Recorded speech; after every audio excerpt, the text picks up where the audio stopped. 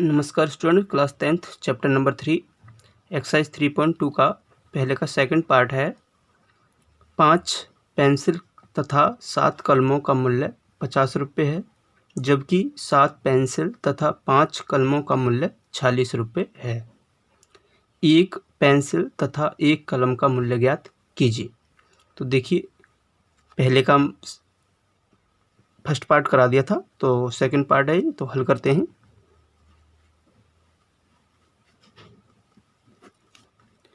जैसे हमने पहला पार्ट किया था उसी प्रकार है, मान लेते हैं।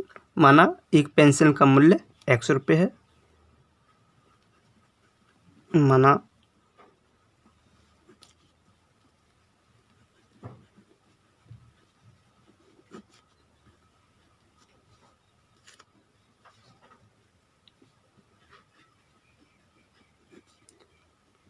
₹100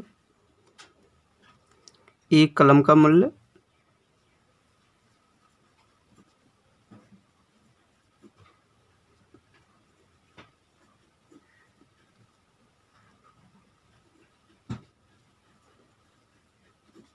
₹22 है।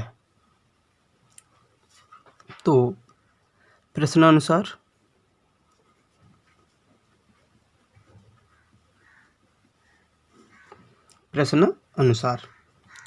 तो देखिए, 5 पेंसिल हमने माना है, एक पेंसिल का मूल्य 100 रुपये है, तो 5 पेंसिल का मूल्य कितना होगा?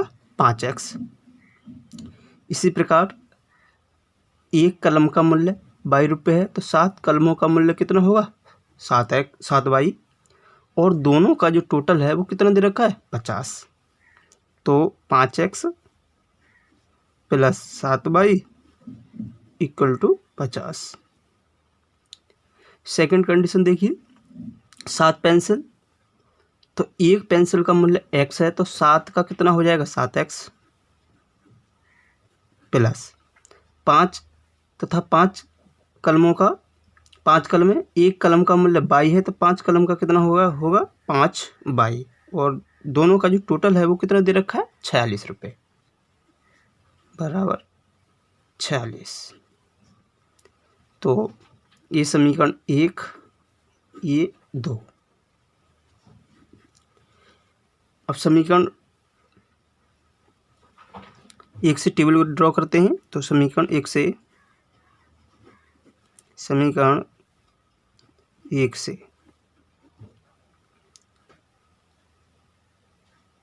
5x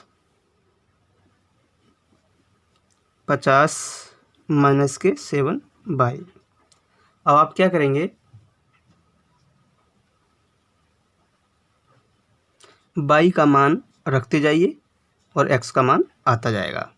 तो 5 यहाँ पर है, तो x बराबर, और सिंपल कर लेते हैं, 5 माइनस के 7y अपॉन 50 माइनस के 7y अपॉन 5। ये गुणा में है तो भाग में आ जाएगा 5। अब देखिए, टेबल ड्रॉ करते हैं।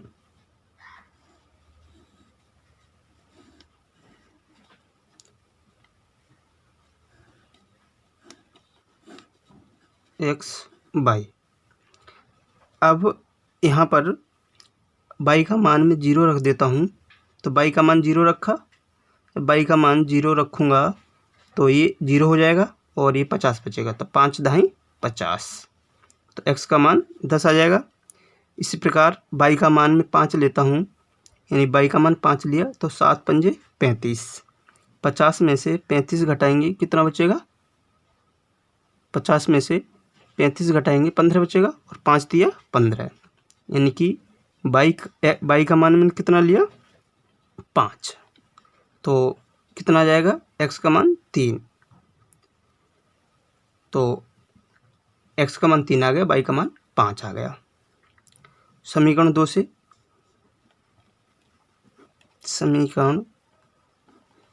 से आप कुछ भी मान पुट कर सकते हैं।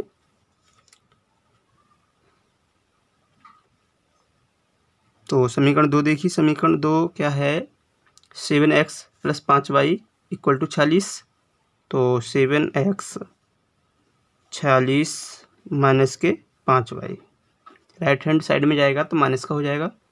तो x इक्वल टू 46 माइनस के 5/7। इससे एक टेबल ड्रॉ करेंगे।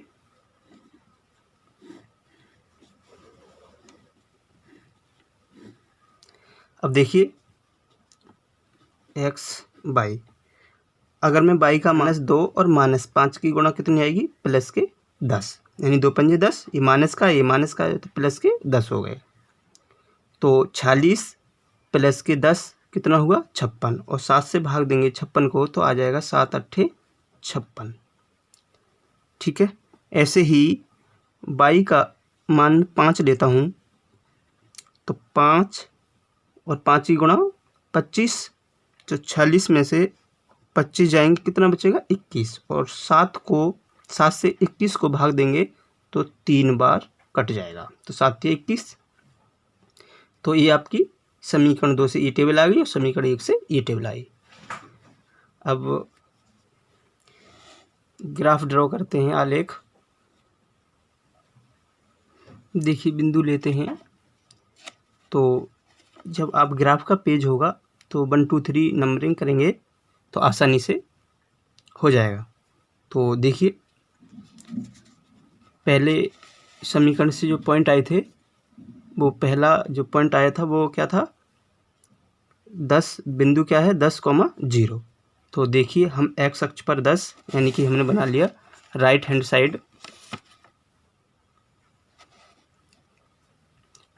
साइड पॉजिटिव वैल्यू और लेफ्ट हैंड साइड पर नेगेटिव।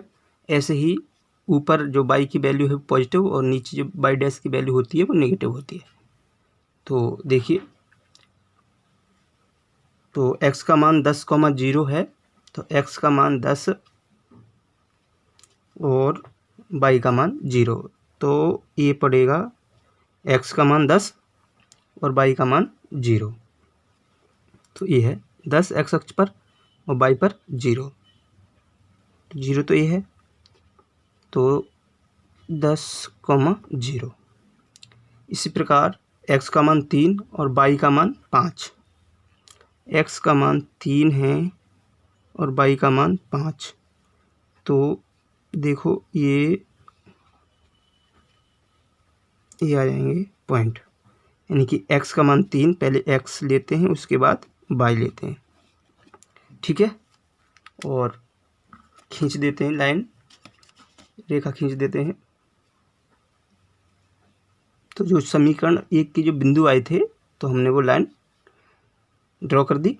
अब देखिए समीकरण 2 से जो बिंदु आए थे वो क्या थे, देखिए विजिबल हो रहा होगा आपको। x का मान 8 है और y का मान -2 है, तो x का मान 8 और y का मान -2।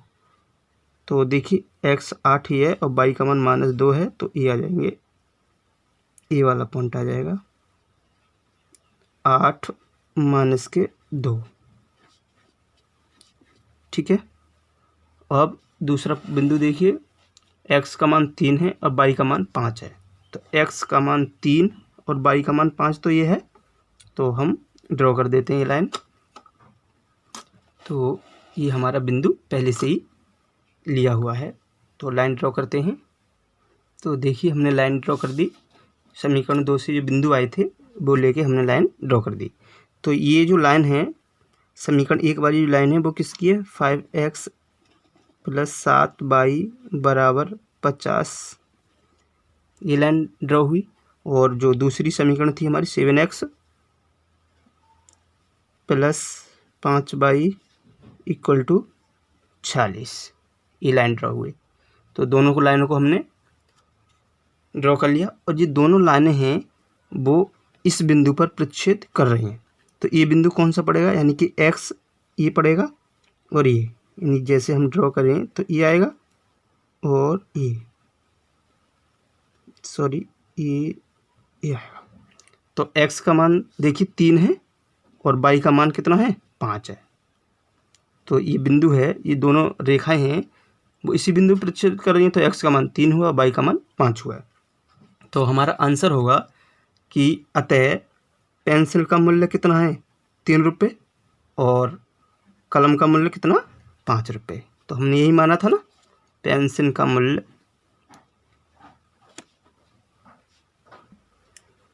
अतः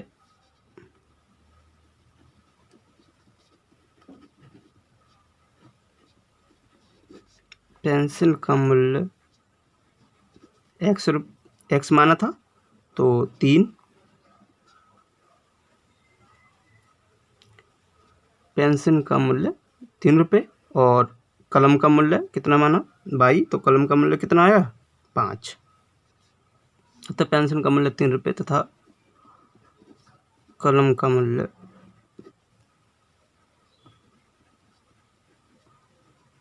22 रुपये। ठीक है।